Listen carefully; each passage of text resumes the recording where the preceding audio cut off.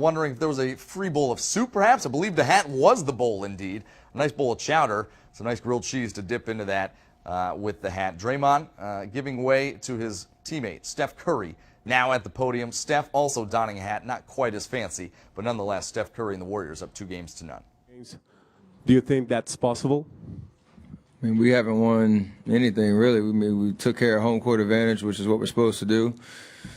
There's still a lot of basketball left, and how we show up in Cleveland will be a big test for us. They have a great home atmosphere, and obviously the way that the first 2 games have gone, you would expect Cleveland to come out with a lot of energy and feed off of that home crowd. So I'm only worried about Game 3.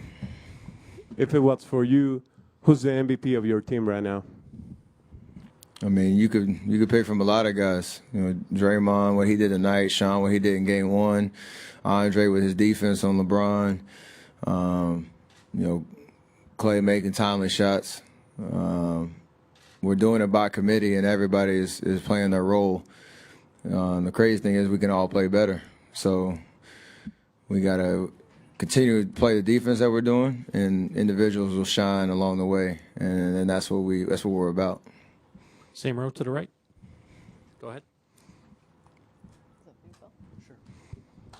Steph, you mentioned Andre briefly when you threw out a lot of names. You've wound up on LeBron a few times. Can you just express what you think of when you watch Andre's defense against LeBron these last couple games? I mean, he's just smart. He knows how to close the space, but also,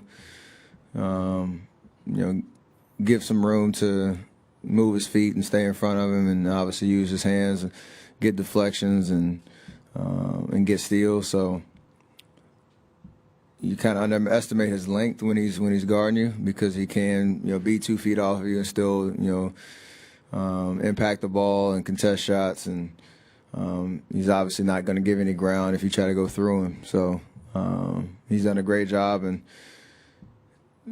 being so versatile, he can guard a bunch of different guys and make those adjustments pretty quick. So it's pretty fun to watch. This side towards this left side. Gonzalo, ESPN Deportes, here. I'm going to get out of the way a little bit. You just met Neymar right now. Is it the first time that you guys meet? And also, what's that you admire about Neymar? Yeah, it's the first time we met. LB and Verge, I talk about him all the time, but obviously a star in the soccer world, and such skill and kind of grace when he's out there on the field. So he's fun to watch, and I know he's a basketball head and is a big fan. So I saw him dribbling 2 basketballs the other day, trying to mimic my 2-ball routine. I told him I appreciate that, and he doesn't want to see me with a soccer ball because I wouldn't know what to do. So it's pretty cool to know. We got fans all over, and obviously it's inspiring what he does on the soccer field. Mark Schwartz. Steph, Mark Schwartz, ESPN. You had a chance to get a lot of spectating in tonight, especially in the third quarter, and you really got a good look at Draymond. It seemed to make you pretty happy. What was it about what Draymond was doing out there that made you especially happy? I mean, you know how he's going to impact the game consistently every night with his defense and playmaking, getting guys involved. The way he was shooting the ball and having that confidence, and, bailing us out of a couple of possessions, knocking down his threes, whether they were open or contested. The one step back one, that's where I kind of lost my mind watching him. Just impact the game on the offensive end the way he did. So we needed that push to separate ourselves, and he provided it for sure. He had 5 threes to lead you guys. Is there a time that he might be able to apply to become a third Splash Brother?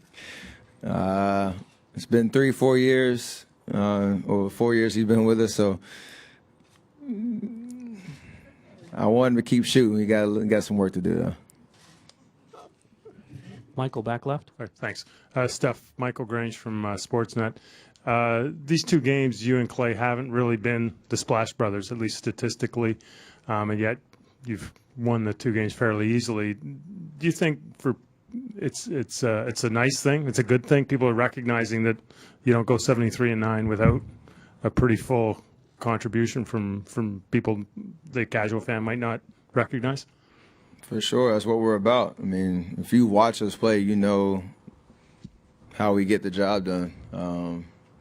Everybody falls in love, obviously, with how me and Clay shoot the ball, and that's a big part of what we do. And, you know, having success over the course of the season, a playoff run, you need to have that punch. But when you look at the stat sheet and look at some names that jump off, whether it be Sean, you know, LB, Andre, HB, obviously Draymond, what he did tonight offensively, that's huge. But there's a little stuff that you don't see that on the stat sheet that has gotten us to this position. Talking about Andre's defense, talking about LB being ready, that microwave we need off the bench, and Sean's steady hand. That's where you become a consistent team, and you know, we need that along the way for sure.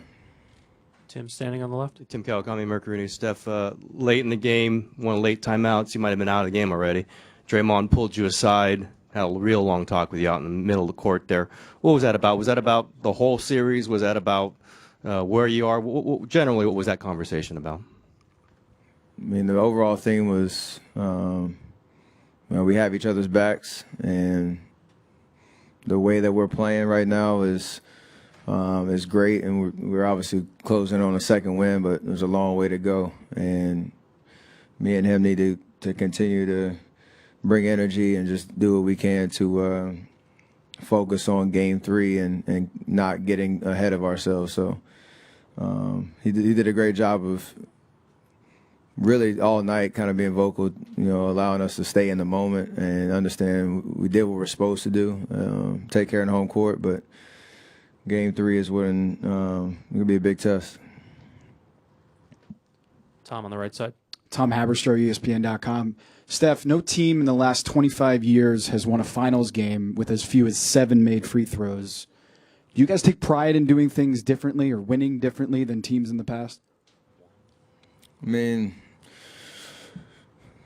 I would say we'd like to get to the free throw line a little bit more. We're probably going to need to do that in Cleveland. But some things, the way they guard and what might be open, you know, shots-wise, that might, you know, cater to that lack of, a lot of free throws. But for the most part, when you're out there on the court, you kind of feel the flow and understand the way that we cut and screen for each other. You're going to get a lot of open jump shots. You just got to make them. But on the road, I think we need to, you know, focus on maybe getting to the paint a little bit more, putting pressure on the defense in the paint and swinging it out and getting to the free throw line if we need to slow momentum down if it gets away from us. But during the course of tonight, you're not really worried about it if you're getting open shots and making them.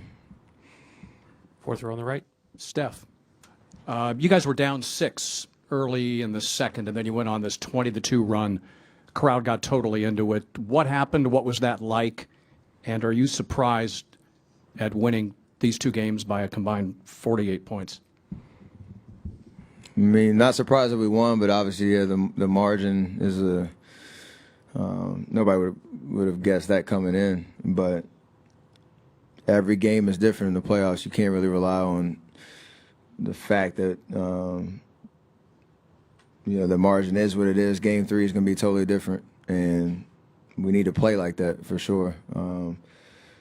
What was the first question? About the 20-2 run. Our defense clicked in, and we had a brief moment where we didn't turn the ball over. You know, obviously we had 20 tonight, and a lot of those were early and a little bit in the third quarter. But when we go on those runs, it means we're taking care of the ball, getting stops, and getting in transition, and have their defense on their heels.